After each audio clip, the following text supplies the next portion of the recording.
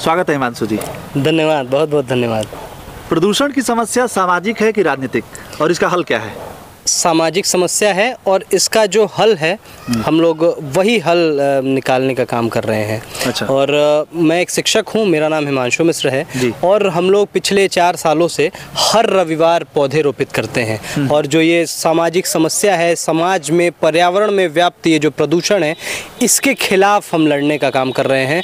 और अब तक हमने 8 साढ़े 8 हज़ार से अधिक पौधे रोपित किए हैं और आज पौधे रोपित करते हुए हमारा 193वां रविवार है। अच्छा जी।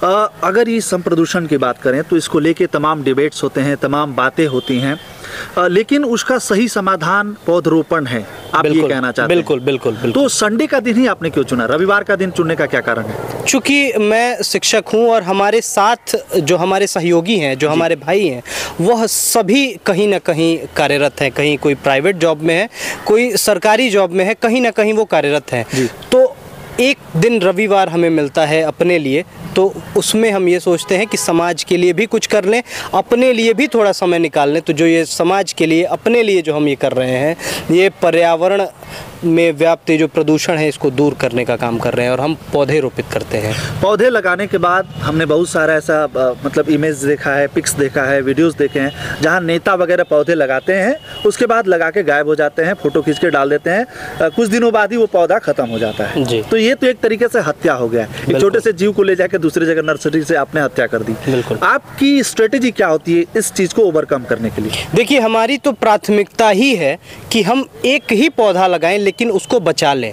तो इस दिशा में हम कार्य करते हैं कि जहां हम पौधे लगा रहे हैं वहां हम किसी न किसी अपने साथी को हमेशा भेजते रहते हैं। हम खुद भी समय मिलने पे जाते हैं। जैसे हम आपके अगर गांव, आपके आसपास कहीं पौधा लगाए हैं तो हम आपसे निवेदन करेंगे कि आप एक बार जाके उस पौधे में जल डाल दीजिए, कुछ जैविक खाद डाल दीजिए। और पौधे की सुरक्षा के लिए हम ट्री गार्ड भी लगाते हैं। अच्छा। जिससे हमारे पौधे सुरक्षित रहते हैं। और आपको बताऊं, ये बहुत खुशी की भी बात है आपके लिए, मेरे लिए, हम सभी के लिए, कि हमारे लगाए हुए लगभग 95% पौधे सुरक्षित हैं। और बहुत सारे पौधे ऐसे हैं कि जिनको एक नन्हे पौधे के रूप में मैंने रोपित किया था, हम सब ने रोपित किया था, और आज वो विशाल वृक्ष का रूप ले रहा है। अच्छा, मतलब फल आदि भी वहाँ से, फल आदि भी मिल रहे हैं, छांव भी मिल रहा है। हिमांशु जी, इसमें किस प्रकार के पौधों का आप लोग चयन करते हैं?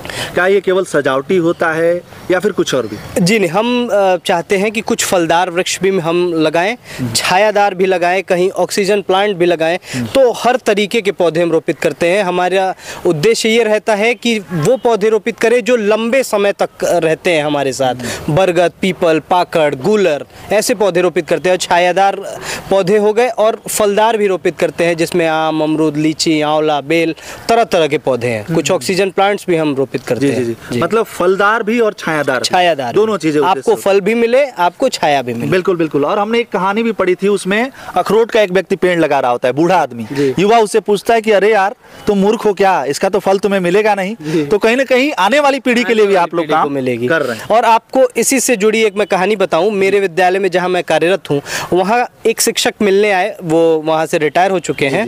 और उन्होंने हमारा काम देख के एक अपने से जुड़ी एक कहानी बताई। उन्होंने बताया कि ये जो आपके विद्यालय में ये इतना विशाल बरगद और पीपल का पेड़ है, ये सन 1971 में मैंने रोपित किया था, और आज देखिए, आज इसी के नीचे हम खड़े हैं। तो उसका लाभ उन्होंने नहीं लिया, लेकिन हम वहीं स्वच्छ हवा में सांस ले रहे हैं उनके लगाए पौधों में। तो ऐसे ही जो आज हम पौधे लगा रहे हैं, तो आने वाली पीढ़ी को उससे फल मिलेगा, उससे छांव मिलेगा, उससे ऑक्सीजन मिलेगा। तो आने वाली पीढ़ी के लिए भी हम काम कर रहे हैं। बिल्कुल। और इसीलिए कहा गया है कि परोपकाराय परपीडनाय, ये वाली बात है। और सनातन धर्म जो है वो प्रकृति की रक्षक है, पूजक है। और शायद यही कारण है कि हमारे यहाँ वृक्षों की भी पूजा होती है, जल, वायु आदि जो प्राकृतिक तत्व हैं, पंच तत्व हैं, उन सब की पूजा होती है, उन सब के संवर्धन और संरक्षण की बात की जाती है। हिमांशु जी, एक सवाल ये, आपने रत्नगर्भा फाउंडेशन जो आप एक चलाते हैं, स्टार्टिंग में तो नहीं था, बाद में आया। रत्नगर्भा फाउंडेशन क्या है, इससे कितने लोग अभी तक जुड़ चुके हैं, और ये किस तरीके से काम करता है? क्या आम आदमी भी इसमें जुड़ सकता है? बिल्कुल। देखिए, क्या है कि हम शुरू से काम, जब पौधे रोपण का काम कर रहे थे, तो हमसे लोग मिलते थे, वो कहते थे कि आपसे जुड़ना है, हम कैसे जुड़ें?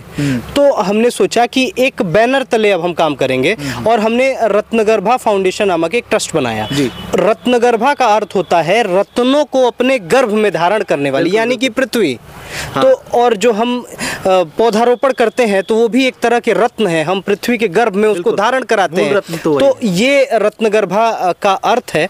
और रत्नगर्भा फाउंडेशन से जो भी चाहे वो हमसे जुड़ सकता है और जैसे भी सहयोग देना चाहे वो सहयोग दे सकता है। और हम एक टीम बना के, एक संगठन बना के ये काम कर रहे हैं। और ये जो पर्यावरण प्रदूषण को दूर करने का जो काम है वो हम कर रहे हैं। जी, बातचीत के लिए, समय देने के लिए आपका बहुत बहुत शुक्रिया, धन्यवाद। एक अंतिम मैसेज हमारे दर्शकों को आप देना चाहें तो प्लीज। देखिए, मैं अकेला नहीं, इसमें हम सबको मिल के आना पड़ेगा। और हम सब मिल के जिस भी क्षेत्र में आप हैं, जहाँ के भी आप रहने वाले हैं, अपने अगल बगल आप पौधे लगाइए, जो पौधे लगे हैं उसकी सुरक्षा करिए। और हम सब मिल के ही ये जो इतनी बड़ी बीमारी है, इसको मैं बीमारी का रूप देता हूँ, ये समाज में व्याप्त सबसे बड़ी बीमारी है, असाध्य बीमारी है। इसका हमको निदान निकालना है और वो है पौधारोपण। पौधारोपण, पौधा संरक्षण। मैं आपको बताऊं कि रत्नगर्भा फाउंडेशन 4 स्तंभों पे काम करता है। पौधारोपण, पौधा संरक्षण, जन जागरूकता और जन सहभागिता। इन 4 स्तंभों पे हमारा रत्नगर्भा फाउंडेशन टिका हुआ है। और हम हर रविवार एक रविवार आगे बढ़ते जा रहे हैं, पौधे रोपित करते जा रहे हैं। चलिए, बहुत बहुत शुक्रिया, धन्यवाद। आशा ही नहीं, पूरा विश्वास है कि आने वाले समय में ये जो फाउंडेशन है, रत्नगर्भा फाउंडेशन, वो अंतर्राष्ट्रीय स्तर पे अपनी ख्याति प्राप्त करेगी। तो बातचीत आपको कैसी लगी बताइएगा जरूर। और निश्चित ही मुझे लगता है कि किसी छमिया के डांस करते वीडियो को वायरल करने की जरूरत उतनी नहीं है जितनी आज इस समय इस प्रदूषण जैसी कैंसरस प्रॉब्लम का सॉल्यूशन ढूंढने में। और उसका सॉल्यूशन हिमांशु जी ने बताया। इस वीडियो को शेयर करिए ताकि पता चले कि आप कितना इससे कनेक्ट कर पा रहे हैं। बाकी बने रहे हमारे साथ। हम हैं स्वच्छ और निष्पक्ष राइजिंग भारतवर्ष।